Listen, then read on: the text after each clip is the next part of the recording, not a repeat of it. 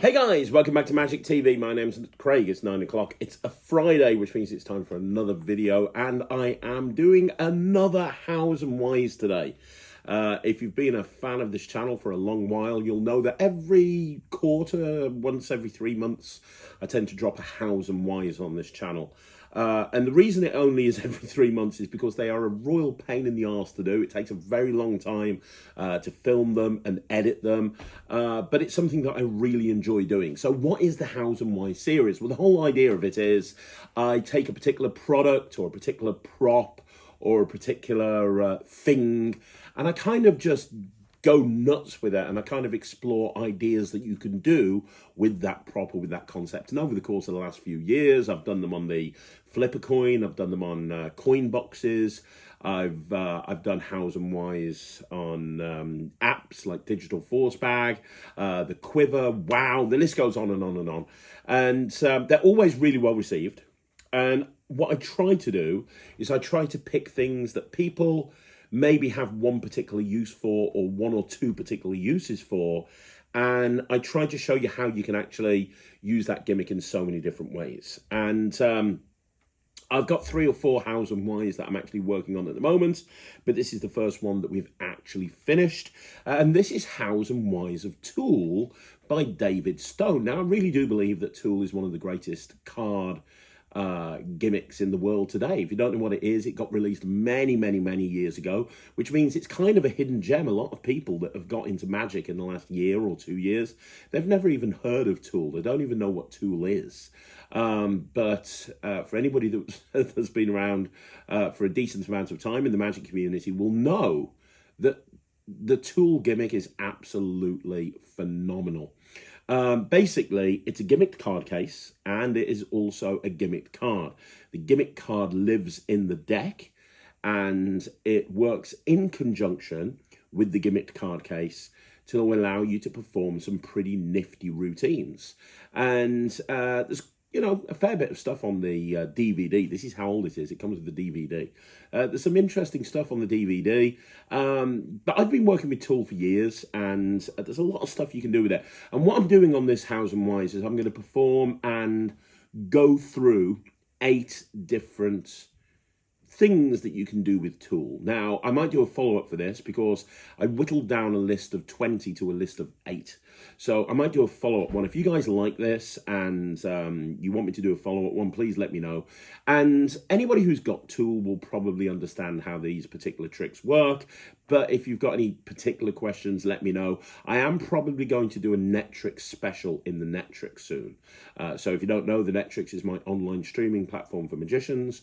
And I'm probably going to do like a big bumper upload explaining how all of these routines work. Because, when I did the Hows and Whys of WoW, people wanted all of that in the NETRIX. And that's what the NETRIX is there for, a resource that teaches you how to use, a variety of different props in really cool and interesting ways. But if you're not a member of the NETRIX, don't worry about it, because I'm going to perform every single one of these routines. Now, Tool is still available from your favorite Magic dealer. It's a standard dealer item, but it's not something that anybody really talks about much these days. One of the cool things about Tool is it's very practical. What I mean by that is, although it's a gimmicked card case, it looks like a completely normal card case. And the gimmick can either be in the deck or it can be on the card case. You can have the gimmick on the card case, and therefore you've got a regular deck. Or you can have the gimmick in the deck, and you can transfer it to the card case whenever you want to. And it allows you to perform genuinely absolute miracles. So I hope I've got you excited. I hope I've got your attention, because we're going to go through it right now. And we're going to start off with a really interesting use of Tool to be able to do a hyper visual triumph. Let's have a look at a performance of this now, and then I'll talk about it. This is super cool. I'm going to show you one of the craziest shuffles you have ever seen. Are you excited about this, Jack? Yay.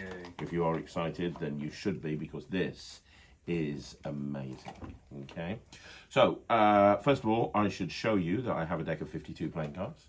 They're all there, they're all different. That's very important.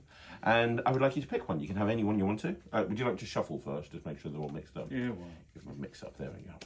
So grab a card, any card that you want to. You got the card, have a look at it, show the camera, don't show me, and you can put it there. We'll get back to it in a minute. Because I'm going to, before we return your card to the pack, I'm going to give these cards a very special shuffle. what I'm going to do is I'm going to take half the cards face up. I'm going to take half the cards face down. And I'm going to shuffle the cards face up into face down like that. Now, there's a technical term for this. It's called a mess. Because when you look at this now, there's cards all mixed up face up and face down, right? Yep. And now I'm going to put your card facing down into the deck. So now when you go through the deck, there's some cards that are face up, there's some cards that are face down, some cards that are faced up. These cards are all mixed up all over the place, right? Mm-hmm. Now, if I told you to sort these cards out so they're all facing the right way, how long do you reckon it'd take you? About 10 minutes. I'm going to sort them out in 1 second and find your card. Watch, it's as quick as that. Because now, every single card has sorted itself out, except for one card and one card only, right there. Hey. And that's the 6 of spades. Was that your card? It was. So when I kind of buy something, when I buy a trick, a lot of the time what I do is I take that trick, I put it, and I look at it and I go, okay, what is it intended for? Brilliant. Let's take that intention and put a pin in it for a minute. That might be a fantastic thing to do with it. Let's just put a pin in that for a minute.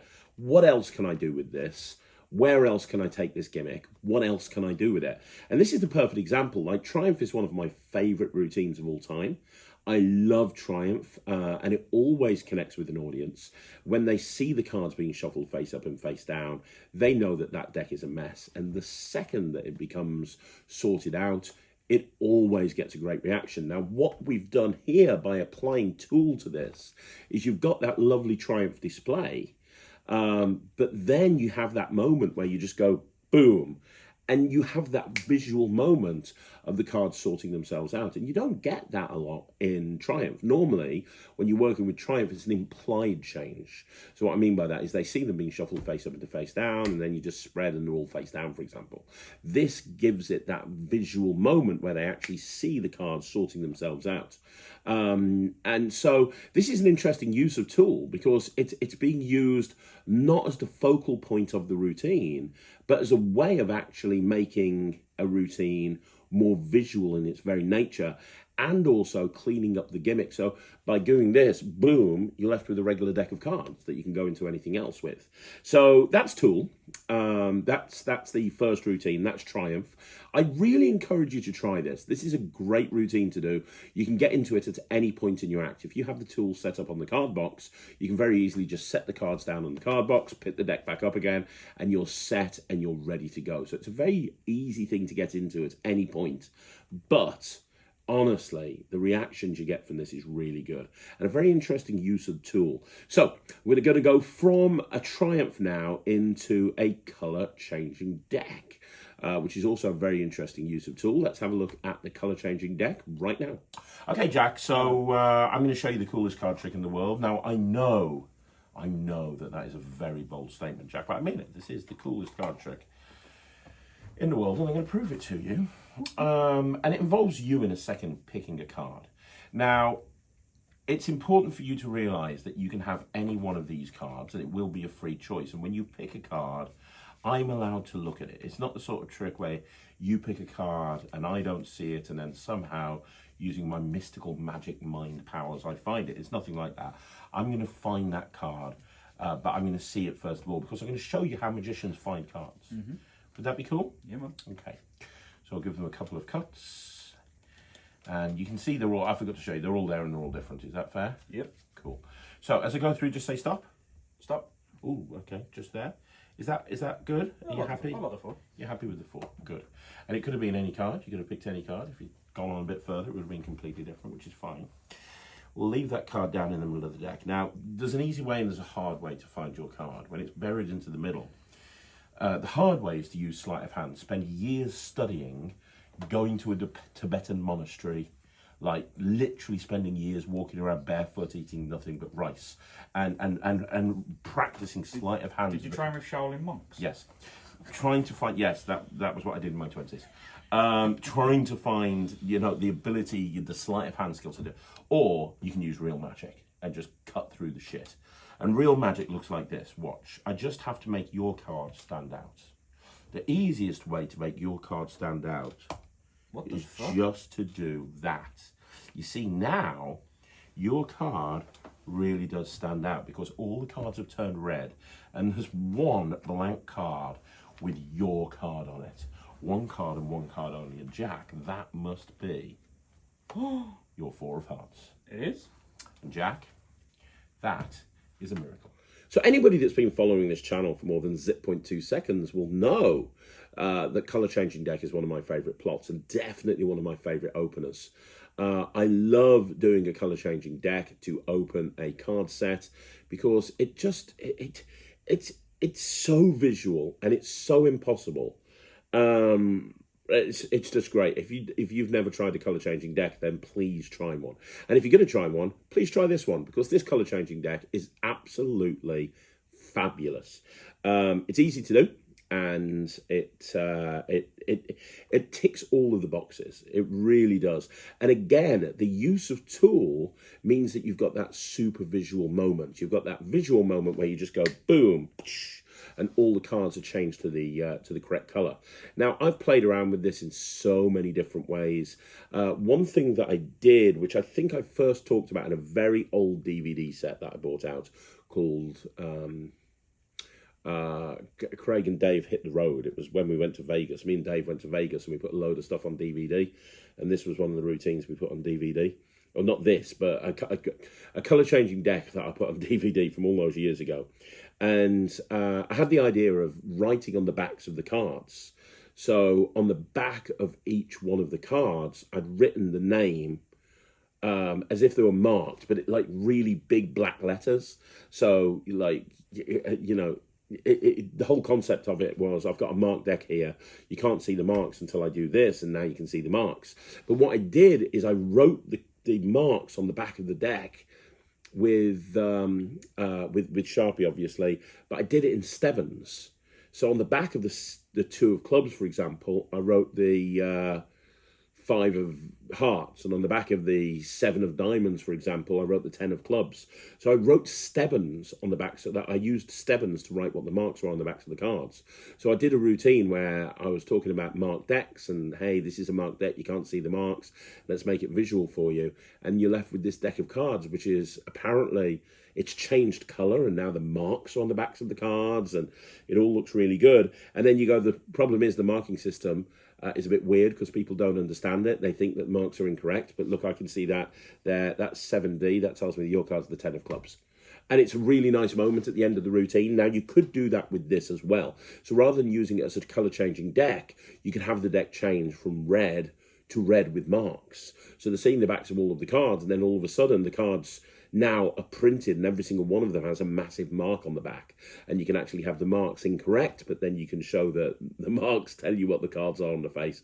Lots of different ways of doing it, but the use of tool really kind of heightens that visual moment, which is kind of what tool is all about, right? It's all about creating visual moments, and that's what this does so well. Without any sleight of hand, you just got boom, and immediately the cards have changed colour, and you can do that in a spectator's hand. They can hold onto the deck and you go boom, and it changes into the hands of the spectator. Really, really strong.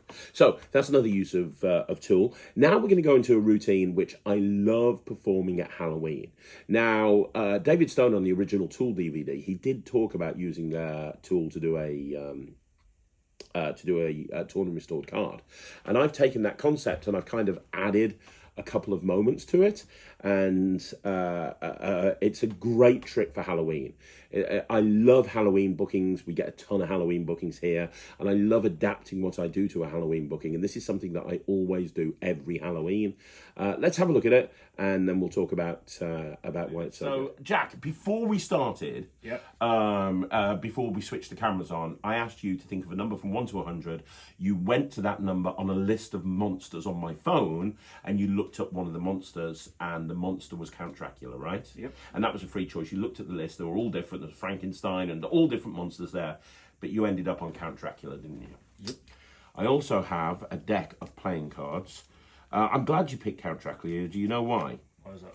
A lot of people don't realise Count Dracula was also a magician. How exciting is that? Did you realise that, Jack? He's kind of got the magician's cape. He's kind of got the magician's cape, and he does magic powers. He turns into a bat, you know, that sort of stuff. So do me a favour, say stop. Stop. We're going to have a card represent Dracula. This is going to be the card. the Three of Hearts. But obviously, it needs to look a little bit more like Dracula. So let me just, as you know from the trick that I did the other week, I'm an artist as well, Jack. Yeah, the next Van Gogh there, you know. I am, indeed. Amazing. There you go, what do you think that's Dracula?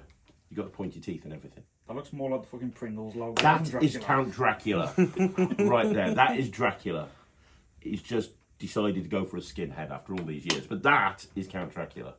Count Dracula, thank you. Now, I'm going to tell you a story. This would be a different story if you picked a different monster, but because it's Count Dracula, I'm going to tell you a story about a time that a vampire hunter tried to kill Count Dracula. But he was very inexperienced. It wasn't Van Helsing. You've heard of Van Helsing. I know, yeah. Yeah, you know who Van Helsing is. Van Helsing would have got the job done. If Van Helsing had gone and killed Dracula, or tried to kill Dracula, stake through the heart while he's sleeping, middle of the day, wham bam, thank you ma'am. Bit of holy water, dump it over him, water gun, holy water full of, done. I just want a high blade, I would instantly. Yeah, Blade would have done the job. Yeah, Wesley Snipes, done. However, this was a very inexperienced, he'd never really hunted vampires before, it was his first thing. And he went in the middle of the day, so he got that right. He turned up at the coffin, got that right, opened the coffin, there's Dracula sleeping, soundly snoring, little teddy vampire in his hand. And what happened is he got it wrong. He didn't put the stake through the heart. He didn't pour holy water over him. Didn't do any of that. What he did, he did, because I don't know what he was thinking, because he wasn't really a vampire hunter. He didn't know what you were meant to do. And what he did is he took a chainsaw and he... Shut up. He took a chainsaw. Was it Leatherface hunting Dracula? He took a chainsaw and he chainsawed Dracula in half. Right. And then he chainsawed through his arms. Okay, so he's just a limb. And then he chainsawed through his legs. So he's basically a torso with a head and limbs. And he thought, well, that's going to do it. That's going to do it. And then what he did, and I don't know why he did this, he buried him in the ground, like right underground, and we'll just put the cards there to represent that. And then he walked away, thinking, ha, I've beaten Dracula. Ha, fuck you, Dracula. But what he didn't realise is the worst vampire hunter in the world. That is not going to kill Dracula. You know that. You know that. You're not even a vampire hunter. You know that. So what happened when it went dark and all of those pieces of Dracula were buried? Well, watch. This is exactly what happened. Just like that. Fuck? Dracula resurrected, and he became whole, and he went and took the guy and bit his head off, or drained his blood, or whatever it is that Dracula does. And I will give you this as a souvenir, and every time you look at it, you can remember this wonderful story, maybe retell it over Halloween, and remember what a wonderful artist I am. So I'm not the biggest storytelling magician in the world. I'm not really that good at telling stories. It's not something that is in my wheelhouse, but I do it occasionally, especially around about Halloween. And this is a very tongue-in-cheek presentation for a torn and restored card, but it fits perfectly around the Halloween theme. And what I do is I like to combine it with digital force bag. So I used digital force bag off camera with Jack in order to force him on Count Dracula. If you don't want to use digital force bag, you don't have to. You could, for example, use monsters. So my trick that I bought out last year through Alakazam, monsters, you could, if you wanted to, use monsters, because that's got 16 cards, and each one of them has got a Halloween character on them. And you could very, very easily just go, right, okay, I'm going to use that one. And just force Count Dracula's one of the 16. So you could use that, do a countdown force or something to force it, if you didn't want to use digital force bag. There's a couple of different ways of doing it, but the whole idea is forcing Dracula and then going through that whole premise. And the thing is, because they feel like they've had a free choice of monster, and obviously they haven't, but because they feel like they have a free choice, when you draw the picture of Dracula on the card that they've picked, it feels like it can't be a duplicate anymore, because it's been made unique. And even though it's not being signed by the spectator, they picked the monster that was going to be depicted on there. If you don't want to draw a picture, you could just write Dracula or something like that. That works as well, absolutely fine. I like the the comedy of being the worst artist in the world, but it does make it more You know, nobody's going to suspect a duplicate because they had a free choice of monster, and that's what's written on the card. The visual of doing a torn and restored card with Tool cannot be understated. The torn and restored card is incredible because they see you tear up the card, they see you put the pieces down, and boom, immediately they restore. It's really good. So, yeah, I mean, there's nothing else to add about that. It is a torn and restored card. It uses Tool. It's super visual. Hopefully you guys are seeing just how visual Tool is right now, which is kind of interesting because the next particular routine, which you'll see in a second, is a very different use of Tool, a very, very different use. I call it down the elevator. I'm not going to say anything about it now. Have a look at a performance, and then I'll talk you through why I like this so much. I'm going to show you something with a pack of 52 playing cards, okay? Nice. And as well as the 52 cards, I want you to watch, because this is the quickest thing in the world. I'll be honest with you, I took the 4 aces and I put them on top of the deck earlier on. Because I knew I needed them. So I've got a deck of 52 cards, as you can see, and I've got the 4 aces, correct? Now, I'm going to ask you a question. I'm going to square these cards up as slowly as I can. I want you to see that I'm not cheating, I'm not doing anything. I'm just going to square those cards up like that. Is that fair? Yeah. Good. And then I'm going to put the 4 aces on top of the deck. So we're going to put the ace of hearts, the ace of clubs, the ace of diamonds, and the ace of spades. They go on top of the deck. Now, how long do you reckon it would take me to get those 4 aces off the top of the deck and one at a time put them into 4 different parts of the deck? Like a minute. Okay. Let's see if I can do it a little bit quicker. Watch. 1, 2, 3. See, what I can do is I can take those 4 aces and put them right there into 4 different parts of the deck. 1, 2, 3, 4. And I think that took me less than a second. So this is one of my favourite openers with the deck of cards because it looks absolutely impossible. It really does look completely and totally impossible.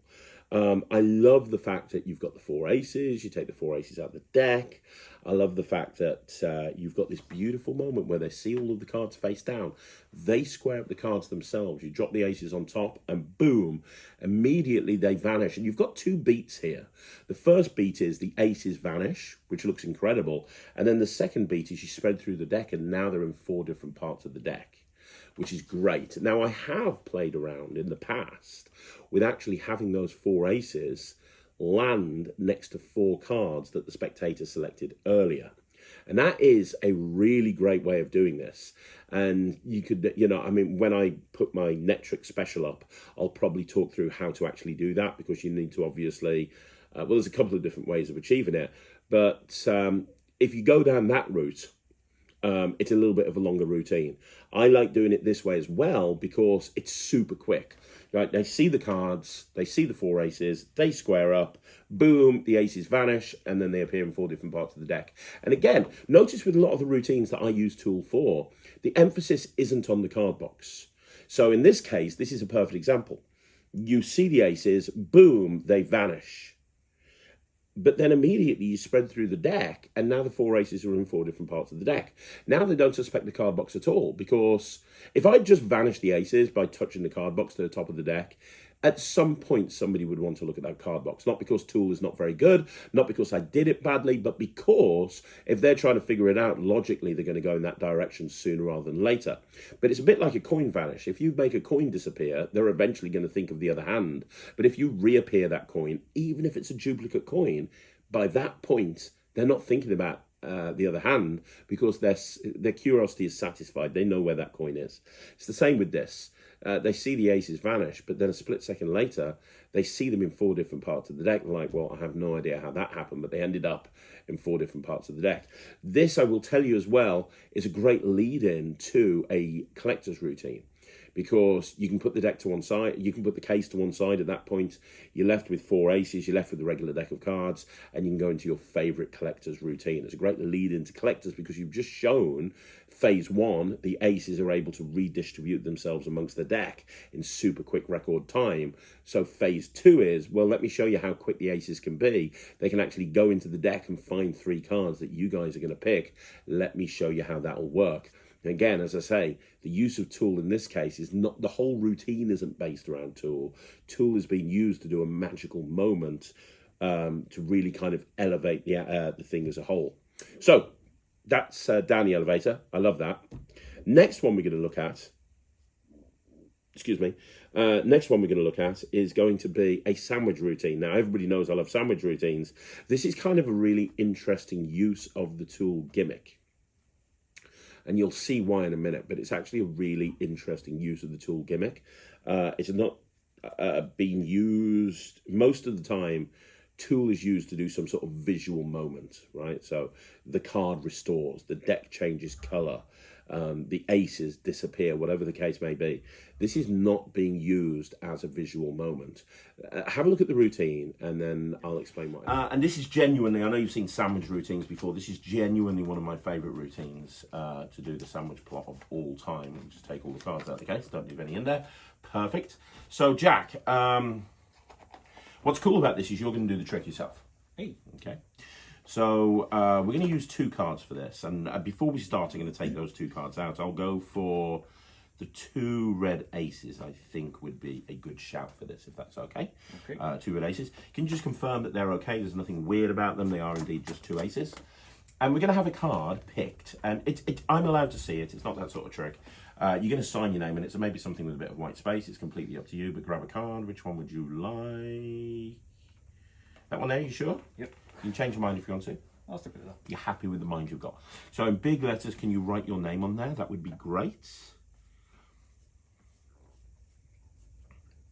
Excellent. And you can recap the pen. And I want you to see that that card goes down in the middle. Roughly how many cards down would you say? About 20. About 20, something like that. Okay, cool. Here's what we're going to do. I won't use the rest of the cards. Once again, just in case you think I've done something sneaky, just check those cards and make sure there's nothing in between them. I'm telling you right now that your card will appear in between these 2 cards. Can you just take them and drop them on top of the deck there, face up? Very good. Is that fair? Yeah. Very good. Now, when I tap the deck right here, that's when the magic happens. Something amazing will happen. Watch this. 1, 2, 3. Oh, has that happened? Maybe I could tap it with my finger. 1, 2, 3. No. Okay, I tell you what, Jack. You just tap it with your finger. Beep. That made it work. What me saying beep? You tapping it and saying beep. Did you realise?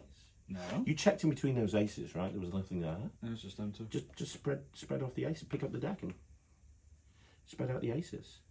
What the fuck? There's 1 card in between there now, Jack, and 1 card only. What was your card? 2 spades. Turn it over. Jack, How'd I get there? you're a wizard. Oh no. I know, right? So, you'll probably see what I mean about this not being a typical use of tool. I love this. This, for me, anybody who's performed Monkey in the Middle will tell you how strong this type of thing will be, where the spectators examine 2 sandwich cards, put them on top of the deck, and then immediately it's shown to have a selection in between them. When they get to put those cards down on top of the deck and you immediately spread and show that it's got whatever the selection between them, such a strong moment. This is even stronger than Monkey in the Middle, in my opinion, because they're spreading out the deck. So they're examining the sandwich cards, they're putting them face up on top of the deck. They're then like making the magic happen, and they're spreading those cards off, and when they do, the card has appeared in between them. It's very, very strong, and you wouldn't even suspect or detect that the card box has got anything to do with it, because when you tap with the card box and it doesn't work, you're then tapping with your finger, you're getting them to tap with their finger. It doesn't feel like anything's happened, but the move has happened. The move that causes the sandwich to take place has happened way before they actually realize anything has happened. And when you're performing magic and you're creating magic, that is a really important point. There has to be a disconnect between the actual moment of magic and the perceived moment of magic. And I've talked about this on the channel an awful lot, but for me, the perceived moment of magic is when the actual trick happens. So in this case, it's when they spread through the kings and the cards in between them. The actual moment of magic is where, from your point of view, when you do the move. And at this point, in this particular routine, the move is done, and then the actual the perceived moment of magic happens a lot later. And that disconnect between those 2 points is important, because then it's almost impossible to backtrack a method. Yeah, this is just really good. And this is a great way to lead into other sandwich routines. This is such a really strong sandwich routine, and it's just one phase, and it's like boom. But you can then go into other sandwich routines if you want to as well. So there you go. That's the way of using Tool to do a sandwich routine. Very, very different approach. Now, let's look at a classic of Magic. Let's look at an ambitious card. Let's be honest, everybody does an ambitious card. But the key thing to any ambitious card, as far as I'm concerned, is the finale. And what this does is this gives us a really strong kind of routine where the card keeps coming up to the top of the deck. But then as a killer finale, you've got this beautiful moment that gets away from card to impossible location. A lot of ambitious cards end in a card to impossible location. This ends in a visual appearance of the card face up on top of the deck. Let's have a look at this. Jack, I have a pack of cards. Yeah, you do. Okay. And I'm going to show you something pretty awesome that I think you're going to like. So, watch and don't blink. Here we go. I'm going to have you pick a card, okay? And you can pick any card you want to, completely indifferent to the choice you're going to make, but you have to sign it on the face. Maybe something with a bit of white space, but it's completely up to you. Have a look at it. You got it? Yep. Cool. Show the camera, don't show me, and then sign the card on the face, not on the back, on the face. Not on your face, obviously, but on the face of the card, big letters. Yeah, you can put it on the table and make it easier. I'll look this way, don't worry, Jack. I like to try and make things as easy as possible for you. You're so nice. I know I am. Okay. Are we done? Sick. Can you put the lid on the pen? And that's the card. Do you see it there, Michael? Yeah. Great. So, Jack, the card goes, what, about 20 cards down, something like that, maybe 25, something like that. This is the idea. Watch, all I have to do is snap my fingers, and when I do, your card comes straight to the top of the pack. That's your card, right? That is. Even though we put it about 20 cards down. Now, I'll do this again. Look, I want you to see the card really goes down. Now, this time, you can push it in yourself. There you go. And you can see it really goes down, right? How many cards down would you say that was that time? 20? 20. So you're saying not on top. See, the thing is, this is an ambitious card. It always comes to the top. Every single time I take that card, I put it down in the middle, I just snap my fingers. Every time I snap my fingers, that card comes to the top of the pack. I can even, if I want to, Jack, I can take that card, put it all the way down onto the table, put the rest of the cards on, and when I snap my fingers, it's not on the bottom, and that's because it's come to the top. Jack, you can do this yourself. Take the card, hold it face down, put it face down somewhere into the middle, push it all the way in, press the button on top, turn the top card over, and it works every single time. It's kind of crazy, right? But here's the thing, I'm going to let you see the moment that it happens. So I'm going to put the card face up. Now, you shouldn't really do this with this, but I'm going to put the card face up about, what, about 20, 25 cards down? About 20. About 20 cards down, I'm going to put it face up. I'm not even going to touch the deck. I'm just going to, I haven't got a magic wand, so we'll use the box. I'm just going to do this, and when I do, you'll see that card come face up to the top of the deck. It happens right there. And Jack, that's when that card comes to the top of the deck one more time. So, the Tool Gimmick, if you have Tool, you'll understand what I'm talking about, plays a couple of roles in this. It actually makes the sequence leading up to the finale stronger. And the reason it does that is because of the nature of the Tool Gimmick and that it's thicker than a normal playing card, it allows you to get a break.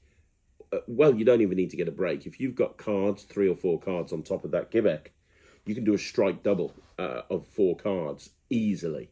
And then a strike double of 3 cards and a strike double of 2 cards.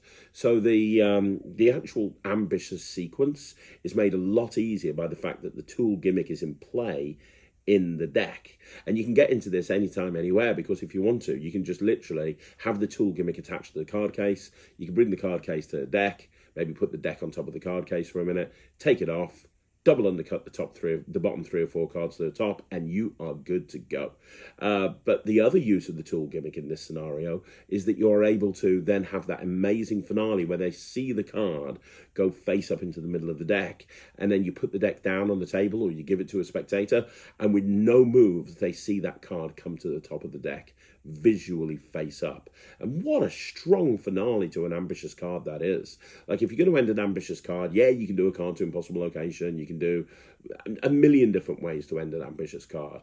But what's stronger than seeing a card face up in the middle of the deck and having it with no moves, without you even touching the deck, having it appear on top of the deck? You know, Cash and Wallace did that recently with Penguin, and his version was completely hands-off. This may not be hands-off, but the spectator feels like you're not touching it, because you're not, you're just tapping it with a card box. And the thing is, it's not the card box they want to look at. They want to look at that card that's just appeared on top of the deck, their signed card. So yeah, if you do an ambitious card and you're looking for a unique finale, you might want to look into Tool. But we've still got a couple of routines to go. So the next routine is called Incito. And it plays off the fact that I am a massive geek when it comes to superheroes. Let's have a look at Incito next. Okay. And it involves you. Well, it's a card trick, but I'm going to find a card that you pick in a minute in a very, very, very unique way. Okay?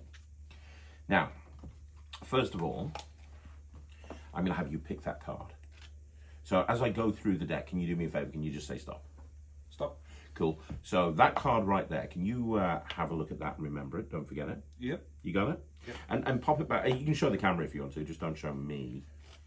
And then you can put it back in the deck any way you want. There, you sure? We'll leave it in there.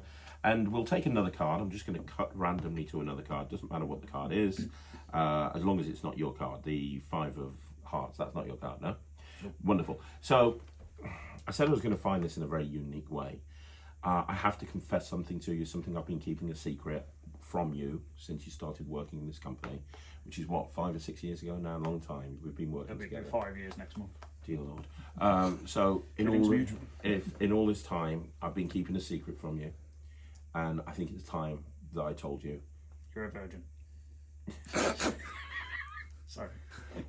Sometimes the shit he says just doesn't make sense. I have 2 kids. You have none. Right? And I intend to keep it that way. Yes, because if anyone's a virgin, it's you. Like, seriously, if you're going to insult me, at least pick on something actually that makes fucking sense. Okay, It's right. awfully defensive, so it makes me think it might be true. You're a fucking idiot. Right, whatever. I love you. I love you. I love you to death, but you're a nutter. Right, okay. No, that is not the secret. Yeah, I broke him. That is not the secret. The secret is... You're not a magician. Again, the stupid thing to say. I run 4 magic companies. You do the marketing to advertise me as a fucking magician. We're here doing a fucking card trick. Of course I'm a fucking magician. Jesus fucking Christ. Pick your pissing insults. No, I'm a magician. I'm not a virgin. I'm a superhero. You're a superhero. I'm a superhero. And I'm super pissed off. But yes, I'm a superhero. That's the secret I've been keeping from you. I am a superhero. I never knew. The glasses hide my secret identity. Can you tell now? No. Okay. You've heard of Magneto. I have. He manipulates metal. They call me Incito. Shut up. You manipulate ink. Correct. And I'm going to prove it to you right now. Watch. Obviously, shut up. In order to manipulate ink, I have to have some ink. You remember the card that you picked? Yep.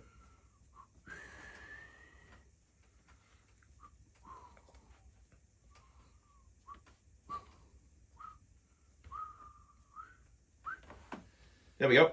It's a lot of ink. It's a lot of ink.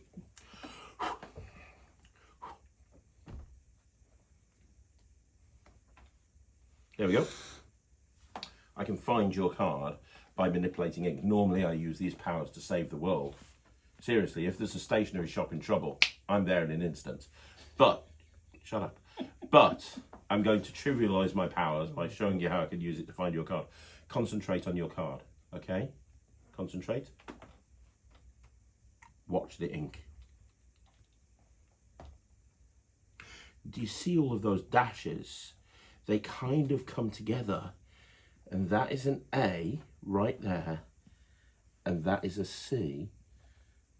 The dashes come together into an A and a C. That means that your card was the ace of clubs. It was. Incito. Master of ink. What the? Not a virgin, and definitely a magician. Okay, so that was Incito, and obviously, you know, the reference to the X-Men and so on and so forth, and that's all well and good, and that's all wonderful. But what you, in essence, have here is the ability to change something that's drawn on one card into something else. Which is a fantastic application of tool, and one that you can take in so many different directions.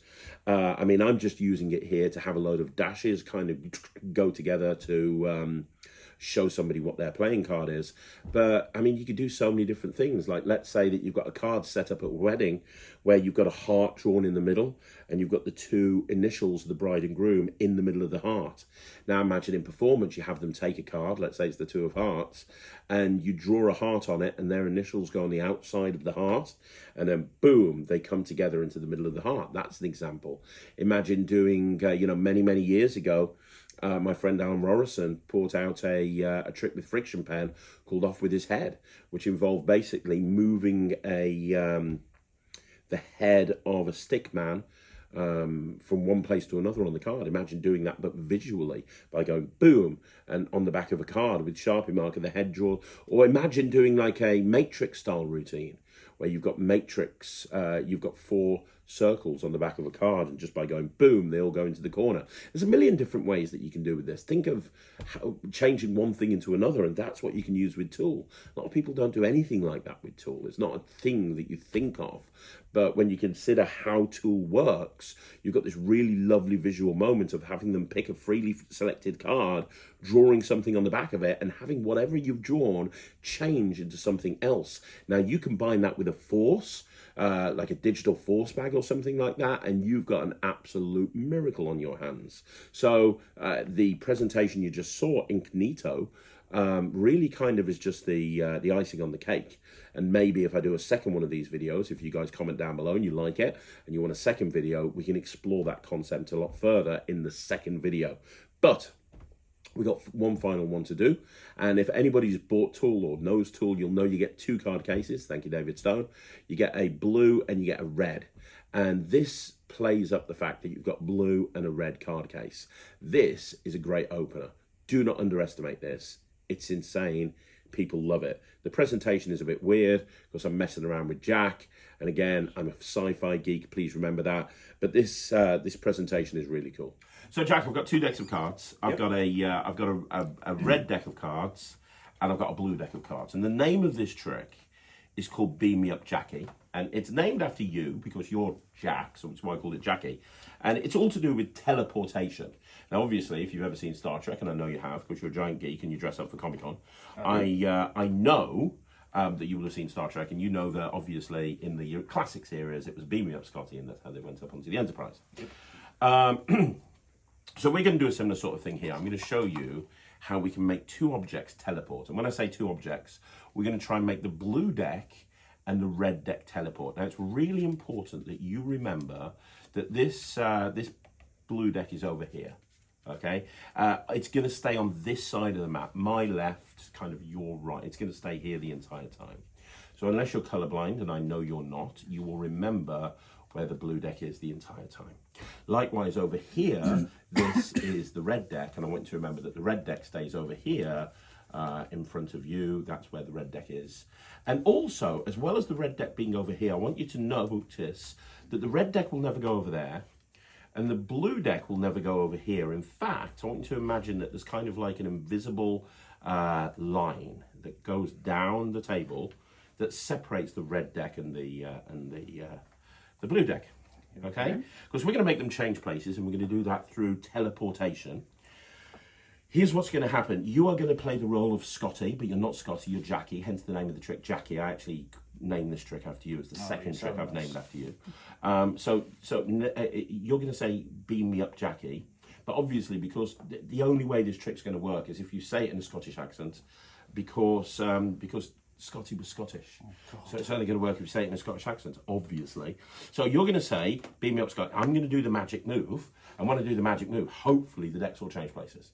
Okay, so are you ready? Do I have to say no? Scott, yes, you do. Yes, it won't work. If you get it wrong, we'll just keep doing it over and over again. I don't care. YouTube advert for you. Bring it in. Okay, not a problem. So on 3, beam me up, Jackie. Are you ready? No. Scottish accent on 3, good as you can. 1, 2, 3. Beam me up, Jackie. That was actually really good. I was expecting you to do total shit. That was actually real, Jack. That was great. Oh my God. That was really good. You've probably insulted Scottish people that are watching, but I thought that was amazing. Like, that was really... Now we'll do it for real. So, Oh, for fuck's sake. so are you ready? No. Here we go. 1, 2, 3. Beam me up, Jackie.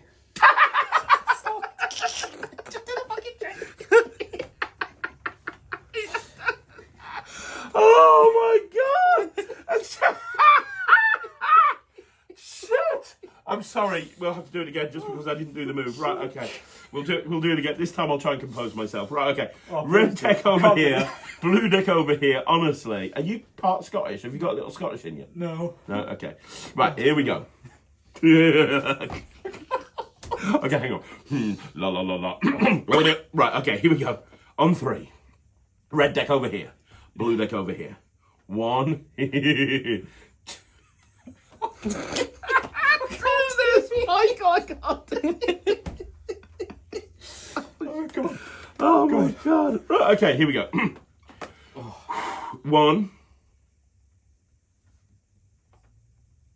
2, 3. Beam me up, Jackie. What? Check that out. Now we've got the blue deck over there. We've got the red deck over there. Jack. If we ever find ourselves in a situation where we need to find intergalactic star cruiser, you are definitely the man that I'll put in engineering. Oh, Christ. It was amazing. That was so good. But really, it was all about the accent as far as I'm concerned. God. Great trick. Is that why I only do it 3 times? Yes. And I should have done it 4, and I regret not doing it a 4th time. So that is called Beam Me Up Jackie, and it's very simply a transposition between 2 decks of cards, obviously, and anybody who knows Tool will immediately be able to do this. It's super simple, it's super visual, it's a little bit like a colour changing deck, but with 2 hands at the same time. I find this a great lead-in to a routine that involves a transposition. So you can bring up the concept of, you don't have to do the whole sci-fi pattern if you don't want to. You can bring up the concept, I'm done with my sheet of paper now. You can bring up the concept, let's see if I can get the bin. Boom.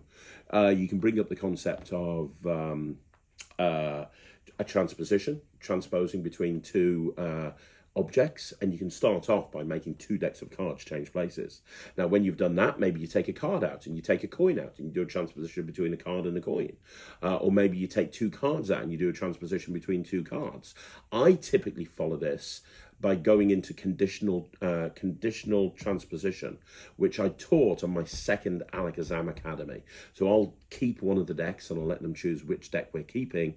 I get rid of the other deck and then I go into conditional transposition, which is an amazing trick which starts with a regular deck, starts with the 2-card transposition with a really cool method, and then goes into a sequence where the condition of 2 halves of the deck change places, and then as a finale you find the selected card. It's a really cool follow-up to this routine, and as I say, the only place I think I've taught that is on the 2nd Alakazam Academy, Card Magic Academy I did a couple of weeks ago.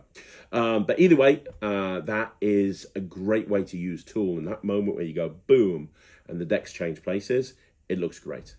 So there you go, there's Hows and Whys of Tool. For those of you that say how much you love the Hows and Whys series, there's a few more coming up. I'm doing a 2nd Hows and Whys of the Wow. I'm doing a Hows and Whys of the Thumb Tip. I'm doing a Hows and Whys of the Tube. I'm doing a paddle Hows and Whys, a Sharpie Hows and Whys. I might do another one on Tool if you guys want to see that. I can't do these every week. They take such a long time to put together, but I love it because it really kind of allows me to flex my creativity creativity, and then present, what I've kind of done to you guys. Do me a favor, let me know what you think in the comments down below, and let me know what you think of the routines. Which ones are you going to do? Do you use Tool? Do you not use Tool? I'd love to know. And if you don't use it, why not? Have you ever heard of it? Have you not heard of it? Are you going to pick one up now?